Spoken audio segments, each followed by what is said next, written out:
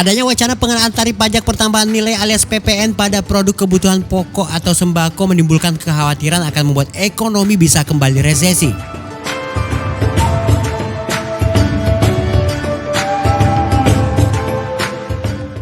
Seperti diketahui pada kebijakan sebelumnya yang diatur dalam Peraturan Menteri Keuangan Nomor 116/PMK 010/2017, sembako atau jenis-jenis kebutuhan pokok bebas dari tarif PPN.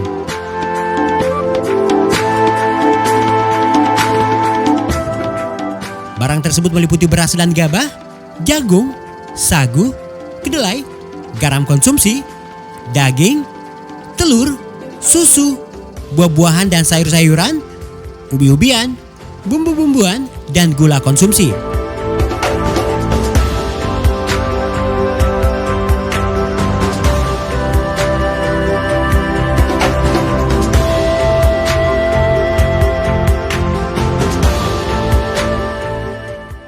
Dikutip dari CBNC, Direktur Eksekutif Institute for Development on Economic and Finance, Wahid Ahmad berpandangan PPN dikenakan untuk barang-barang sembako, dampak negatif ke perekonomiannya akan sangat besar.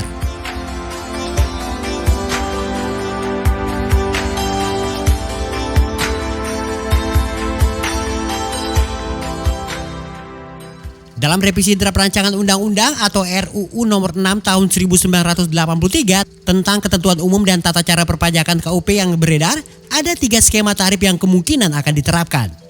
Ketiga tarif tersebut diantaranya tarif umum PPN sebesar 10%, tarif paling rendah sebesar 5%, dan paling tinggi 25%. Mengacu pada draft revisi RUU KUP tersebut, kemungkinan tarif PPN untuk sembako paling rendah adalah 5%.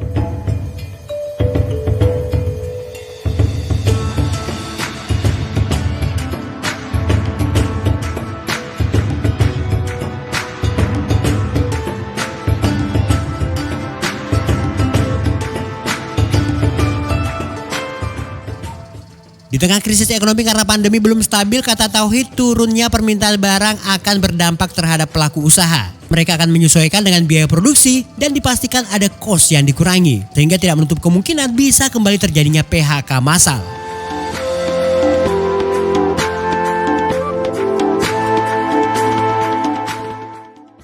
Imbasnya, kata Tauhid, akan menurunkan konsumsi masyarakat dan produk domestik bruto atau PDB-RI bisa kembali ke zona negatif.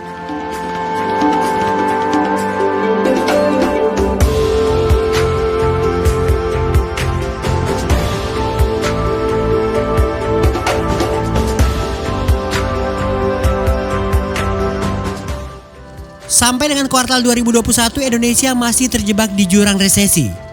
Ada kemungkinan ekonomi tumbuh 8% pada kuartal kedua. Itu berdasarkan perkiraan pemerintah.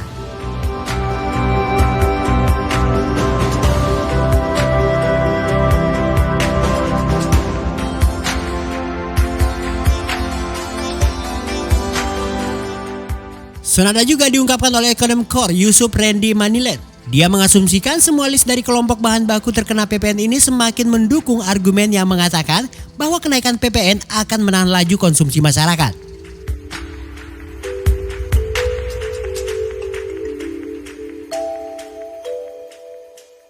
Di sisi lain, kenaikan harga ini bisa pula ikut berdampak pada kenaikan inflasi, karena bahan makanan merupakan salah satu penyumbang utama dari inflasi umum.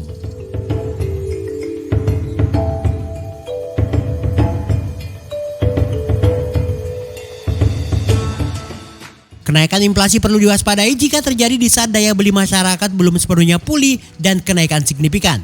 Maka tentu akan berdampak pada tantangan pemerintah dalam upayanya menurunkan tingkat kemiskinan.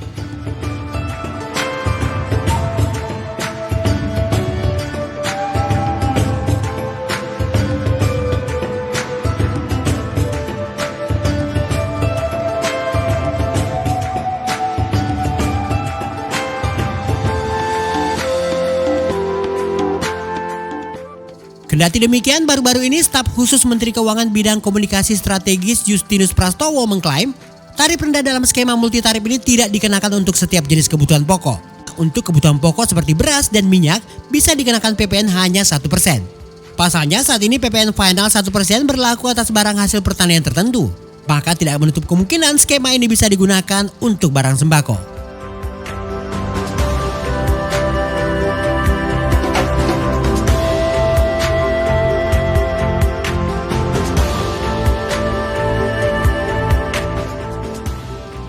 Dari Parepare, Sulawesi Selatan, Rudi Hartono merekamnya untuk netizen.